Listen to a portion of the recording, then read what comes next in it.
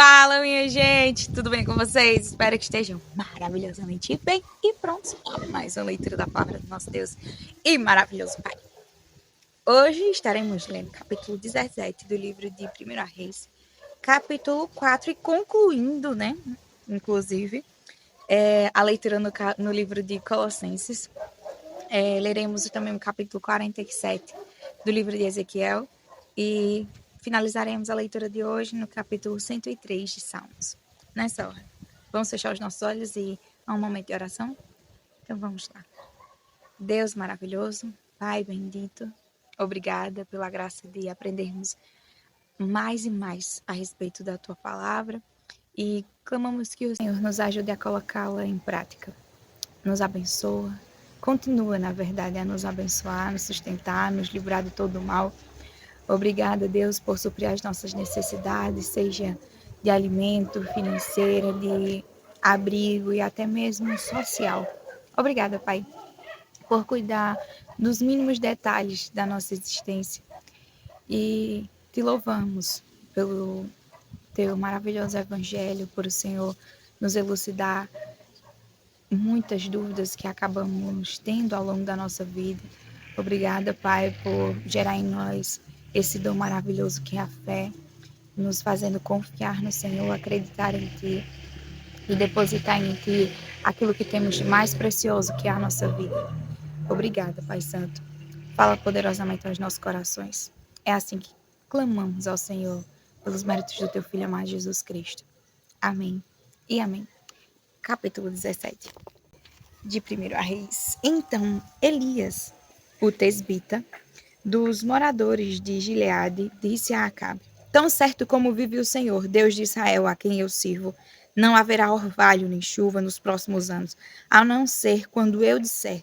Então a palavra do Senhor veio a Elias, dizendo: Saia daqui, vá para o leste e esconda-se junto ao ribeiro de Querite, nas imediações do Jordão. Você beberá a água do ribeiro e eu ordenei aos corvos que sustentem você naquele lugar.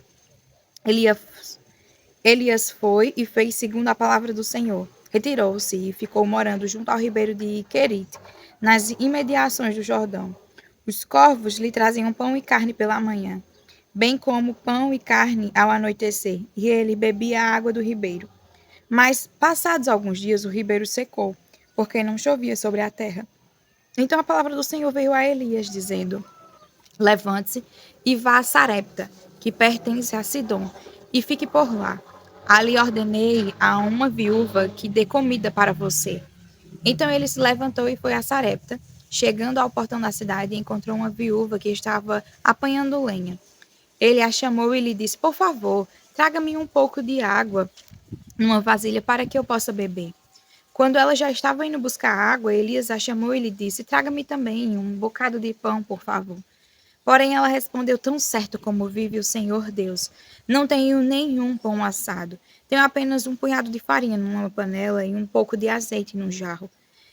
E como você pode ver, apanhei 2 pedaços de lenha e vou preparar esse resto de comida para mim e para meu filho. Vamos comer e depois morreremos de fome. Elias disse a ela: Não tenha medo. Vá e faça o que você disse. Mas primeiro faça um pãozinho com o que você tem e traga-o para mim. Depois, prepare o resto para você e para o seu filho. Porque assim diz o Senhor, Deus de Israel: a farinha da panela não acabará, e o azeite do jarro não faltará, até o dia em que o Senhor fizer chover sobre a terra. A viúva foi e fez segundo a palavra de Elias. Assim comeram ele, ela e a sua casa durante muitos dias. A farinha da panela não acabou e o azeite do jarro não faltou, segundo a palavra do Senhor anunciada por meio de Elias. Depois disto, o filho da mulher, dona da casa, adoeceu. E a doença dele se agravou tanto que ele morreu. Então a mulher disse a Elias: O que foi que eu fiz a você, homem de Deus? Você veio aqui para trazer à memória a minha iniquidade e matar o meu filho? Elias respondeu: Dê-me o seu filho. Ele o tomou dos braços dela e o levou para cima ao quarto, onde ele mesmo se hospedava, e o deitou em sua cama. Então clamou ao Senhor e disse: Ó Senhor, meu Deus, por que afligiste também esta viúva com quem me hospedo, matando o filho dela? E, estendendo-se 3 vezes sobre o menino, clamou ao Senhor e disse: Ó Senhor, meu Deus, peço-te que restituas a vida a esse menino. O Senhor atendeu a voz de Elias. A vida foi restituída ao menino e ele reviveu. Elias tomou o menino e o levou do quarto até a casa, entregando-o à mãe dele e disse: Veja, o seu filho está vivo. Então a mulher disse a Elias: Agora eu sei que você é um homem de Deus e que a palavra do Senhor na sua boca é verdade. Capítulo 4 e último do livro de Colossenses. Senhores, tratem os seus servos com justiça e igualdade, sabendo que também vocês têm um Senhor nos céus. Continue a orar, vigiando em oração com ação de graças. Ao mesmo tempo, orem também por nós, para que Deus nos abra uma porta à palavra, a fim de falarmos o mistério de Cristo, pelo qual também estou algemado. Orem para que eu torne esse mistério conhecido como me cumpre fazer. Sejam sábios no modo de agir com os que são de fora e aproveitem bem o tempo. Que a palavra dita por vocês seja sempre agradável, temperada com sal, para que saibam como devem responder a cada um.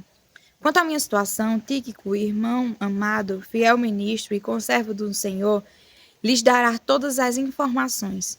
Eu estou enviando com o expresso propósito de lhes dar conhecimento da nossa situação e de alentar o coração de vocês. Com ele estou enviando Onésimo, o fiel e amado irmão que é da igreja de vocês. Eles contarão a vocês tudo o que está acontecendo aqui. Aristarco, que está preso comigo, manda saudações, e também Marco, primo de Barnabé. A respeito dele, vocês já receberam instruções. Se ele for até aí, recebam-no bem. Também Jesus, conhecido por justo, manda saudações. Estes são os únicos da circuncisão que cooperam pessoalmente comigo pelo reino de Deus. Eles têm sido o meu consolo. Epáfras, que é da igreja de vocês, manda saudações. Ele é um servo de Cristo Jesus, que está sempre lutando por vocês em oração, para que vocês se conservem maduros e plenamente convictos em toda a vontade de Deus. E posso testemunhar a respeito de Epáfras, de que muito se empenha por vocês, pelos de Laodiceia e pelos de Hierápolis. Lucas, o médico amado, e também Demas mandam saudações. Saúdem os irmãos de Laodiceia, bem como Ninfa e a igreja que se reúne na casa dela. E depois que esta carta tiver sido lida entre vocês, faça com que seja lida também na igreja dos Laodicenses. E vocês leiam também a carta que vier de Laodiceia, e digam a Arquipo: atente para o ministério que você recebeu no Senhor, cumprindo bem a sua tarefa. A saudação é de próprio punho. Paulo.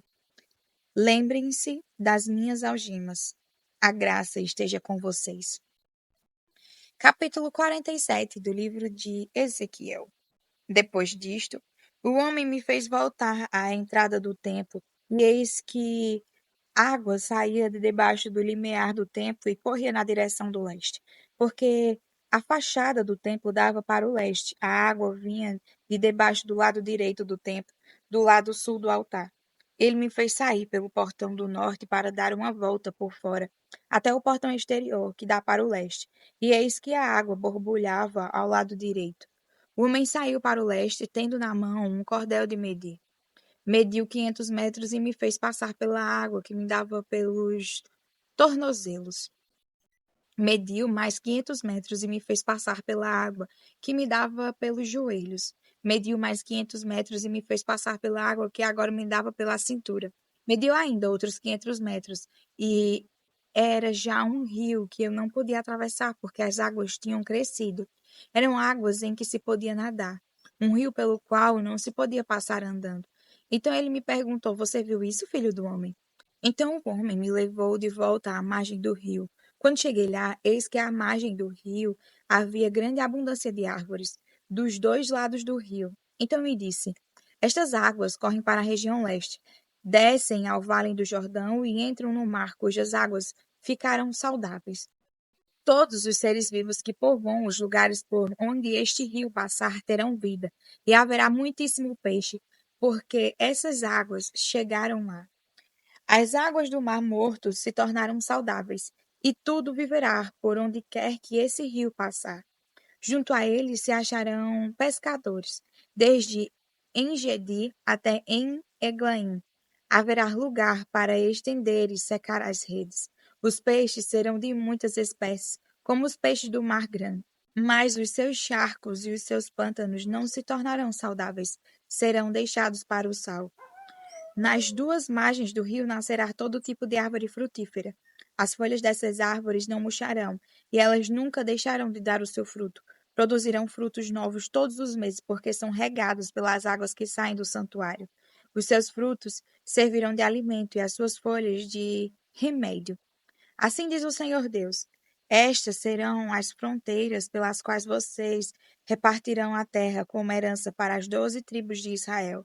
José terá duas partes. Repartam a terra em partes iguais, pois jurei dá-la aos pais de vocês. Assim, esta mesma terra lhes será dada como herança. Este será o limite da terra. Do lado norte, desde o Mar Grande, pelo caminho de Etlon, até a entrada de Zedade, Amate, Berota, Sibraim, que fica na fronteira entre Damasco e Amate, até Azer Aticom, que está na fronteira de Aurã. Assim, a fronteira será desde o mar de Azar Enon, na fronteira de Damasco, ao norte, que é também a fronteira de Amate. Esta será a fronteira do lado norte. No lado leste, a fronteira será em Aurã e Damasco, entre Gileade e a terra de Israel. Será o Jordão. No lado leste, a fronteira será entre Aurã e Damasco. Entre Gileade e a terra de Israel será o Jordão. Vocês medirão desde o limite do norte até o Mar Morto. Esta será a fronteira do lado leste. No lado sul, a fronteira irá desde Tamar até as águas de Meribá Cades. Então, seguindo o ribeiro do Egito até o Mar Grande, esta será a fronteira do lado sul. No lado oeste, a fronteira será o Mar Grande, subindo até diante da entrada de Ramarte. Essa será a fronteira do lado oeste. Repartam esta terra entre vocês, segundo as tribos de Israel. Vocês devem reparti-la como herança para vocês e para os estrangeiros que moram no meio de vocês, que gerarem filhos no meio de vocês. Eles deverão ser considerados como naturais entre os filhos de Israel. Junto com vocês, eles receberão uma herança no meio das tribos de Israel. Na tribo em que o estrangeiro estiver morando ali, vocês lhe darão a sua herança, diz o Senhor Deus. Capítulo 103 do livro de Salmos. Bendiga minha alma o Senhor e tudo o que há em mim, bendiga o seu santo nome. Bendiga minha alma o Senhor e não se esqueça de nenhum só de seus benefícios. Ele é quem perdoa todas as suas iniquidades, quem cura todas as suas enfermidades, quem da cova redime a sua vida e coroa você de graça e misericórdia. É ele quem enche de bens a sua vida, de modo que a sua mocidade se renova como a da águia. O Senhor faz justiça e julga todos os oprimidos. Manifestou os seus caminhos a Moisés e os seus feitos aos filhos de Israel. O Senhor é compassivo e bondoso, tardio em irar-se e rico em bondade. Não repreende perpetuamente, nem conserva para sempre a sua ira. Não nos trata segundo os nossos pecados, nem nos retribui conforme as nossas iniquidades. Pois quanto o céu se eleva acima da terra, assim é grande a sua misericórdia para com os que o temem. Quanto o Oriente está longe do Ocidente, assim ele afasta de nós as nossas transgressões.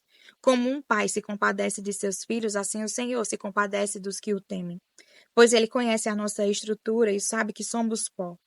Quanto ao ser humano, os seus dias são como a relva, como a flor do campo. Assim ele floresce. Mas, soprando nela, o vento desaparece e não conhecerá daí em diante o seu lugar. Mas a misericórdia do Senhor é de eternidade a eternidade sobre os que o temem, e a sua justiça sobre os filhos dos filhos, para com os que guardam a sua aliança e para com os que se lembram dos seus preceitos e os cumprem.